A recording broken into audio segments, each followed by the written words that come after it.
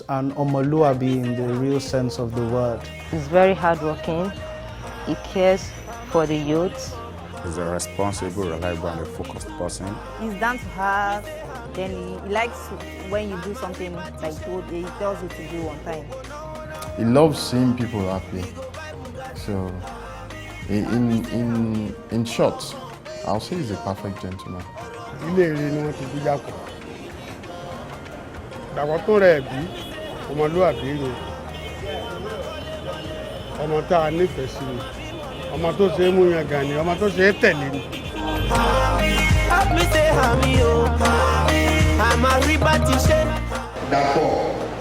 Dapo Lam Adesina is a typical example of where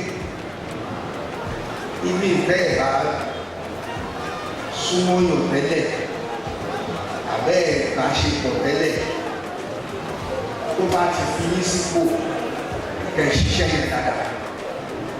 He's one of the best commissioners I know. And this is one there.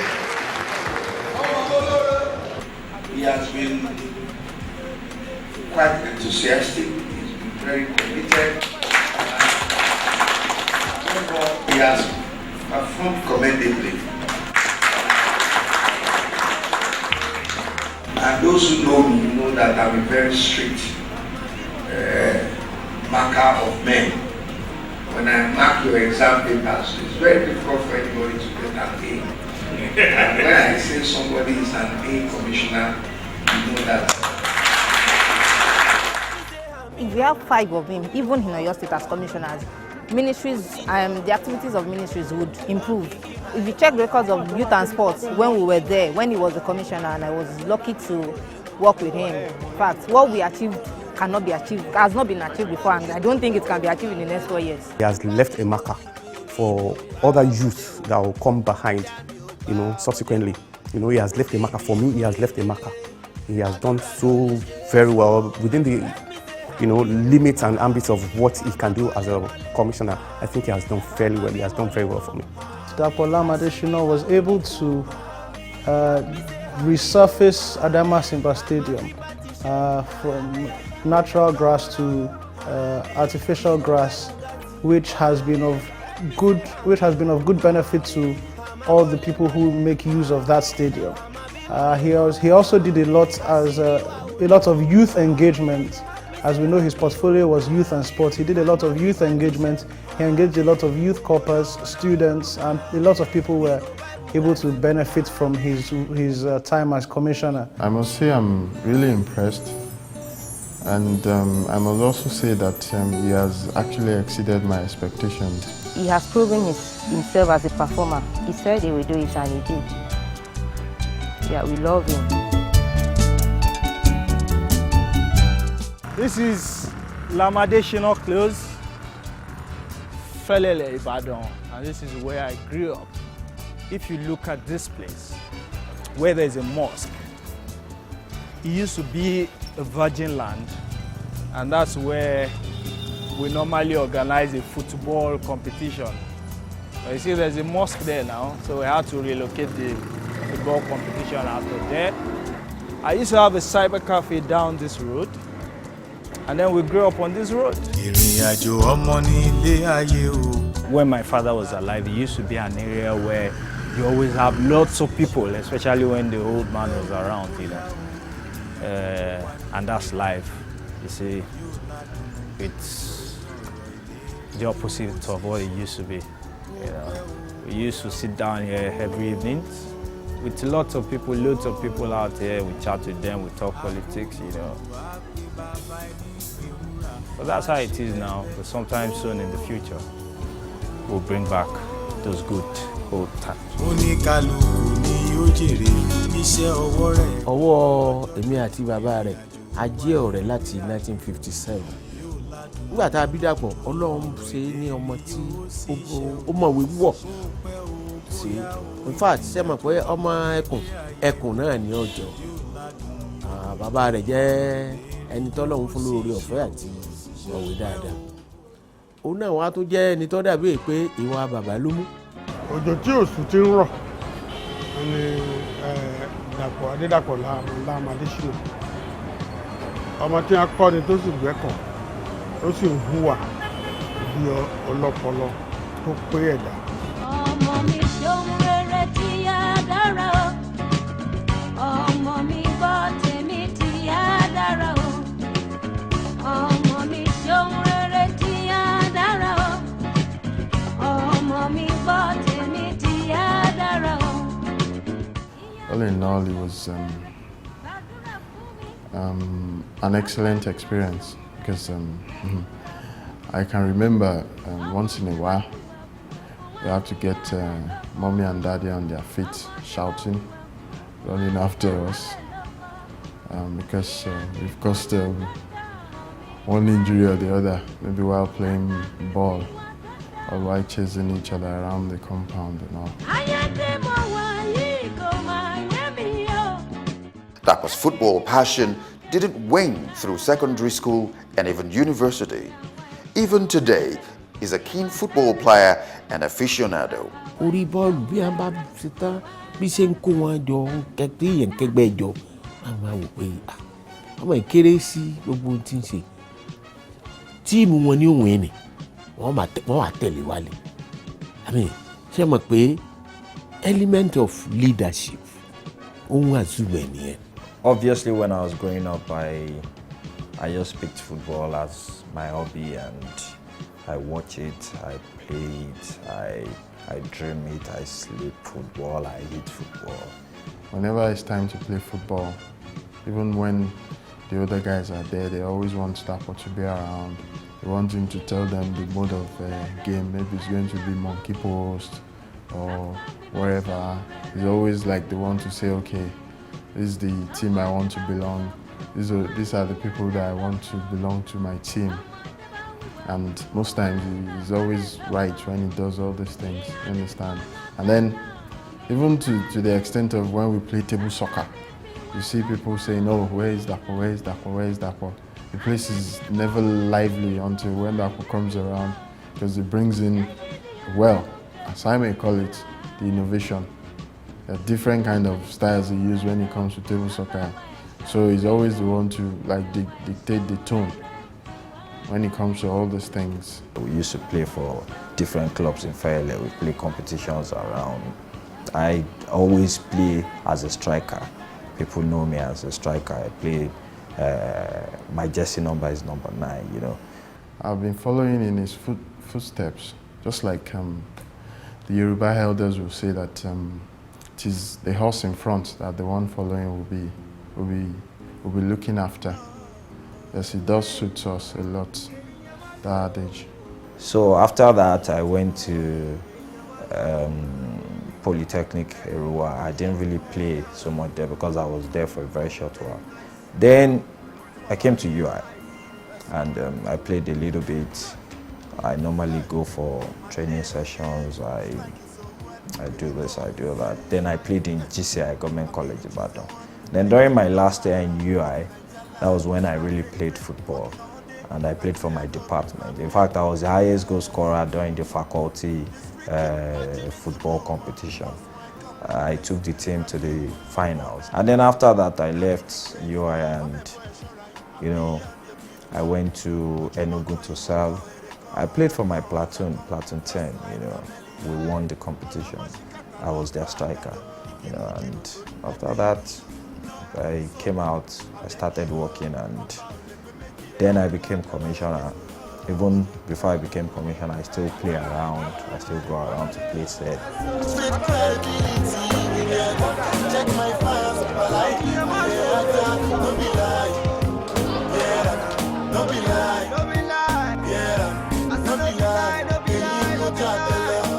Dapo's political career started as a student in the University of Ibadan, and his impact resonates till today. And it was just a year after my father left office that I became president of AESS. And anybody can go and find out in the history of UI, that's one election that a lot of people trooped out to vote. And if I can remember, I think I had about 400 and something votes to my opponent who had 13. That was massive. He was my friend. He was my friend that I contested against, and he had been working for over 2 years to be president. It was his dream. Goke Obembe was his dream, and I came out less than 4 months, and I defeated him. A whole lot of people came out. It was interesting because I knew at that point that I was a real politician, because I touched everywhere. At that point, the slogan was, "It makes sense." Everybody was just, anytime they see me, they say, "It makes sense," He was a vibrant leader then, and in the past, he has contributed tremendously to the development of the association. He doesn't discriminate. He moves along with everybody in school, whether the rich or the poor. I didn't have a choice than to perform. In fact, most of the times, people can testify to that. I used my personal money, the money I get from the house that I'm supposed to use to eat, to do things for the association, because I didn't want to fail. I didn't want to disappoint those people that voted for me. After he left, he has also contributed immensely to the development of AESS. In 2011, Dapo Lam took a giant leap into the real world of politics. It was going to prove a worthy experience for the young, emerging politician. And then the experience while trying to get into the House of Reps was really very nice. At that point, I realized that school politics was extremely different from the murky waters of Nigerian politics. I got a lot of experience from there. I knew a lot of things that I didn't do. I know a lot of things that I didn't do because of the fact that I was not capable of doing it, especially financially. I knew a lot of places that I didn't get because of the fact that I had a very short period of time. I know the things I would have wanted to do to campaign, which I couldn't do. And then I wasn't ready to go out of my way to do those things because I would never had wanted to be desperate. I know a couple of things that I should have done also, which I can never do as a politician. I would rather just let go and let God have his way. So for me, I believed at that time it wasn't time for me. I believe God's time is the best. His passion and hard work, however, didn't go unnoticed. I received a call from my father's PA when he was governor, who now is a special assistant to the governor. And I was like, Alhaji Fatai, how are you, sir? Said, hold on, governor of advice. I was shocked. That was after the election, the governor had been sworn in. And then the governor was like, Dapo, I said, the council, sir, berewa, sir, wole ni koyeka mada ilamu, kajeke hit ground running. And he was like, okay, Omo, I want you to bring your CV because mo fe wo nkan ta le ṣe fún ẹ. And I said, thank you, sir, I'll bring it. And that was how I became commissioner. And then even getting to the swearing-in day. In fact, going there, I must confess to you, my mind was like, I will be made commissioner for youth and sports. I never doubted that, but nobody told me. And then when we got there, the governor announced and he said youth and sport. I wasn't surprised. And to now tell you, immediately I dropped my CV that the governor said he was making me commissioner. I started working on how to be effective as a youth and sports commissioner.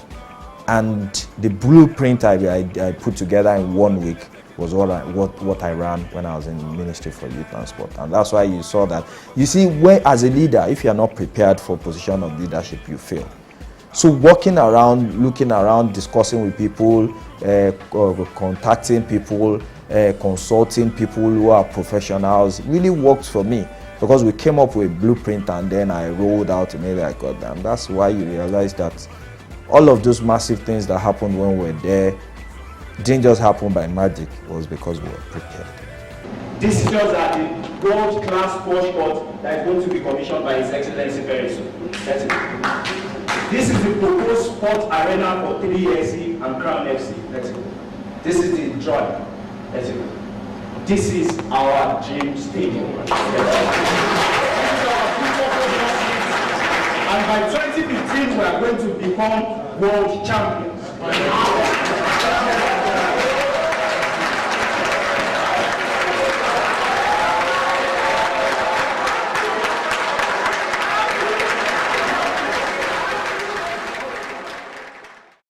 Yeah, you see, it amuses me and it's very laughable. Because at the end of the day, I realized that we have challenged people several times to come out to evidences of all of these nonsenses that were said back then, and nobody has been able to come.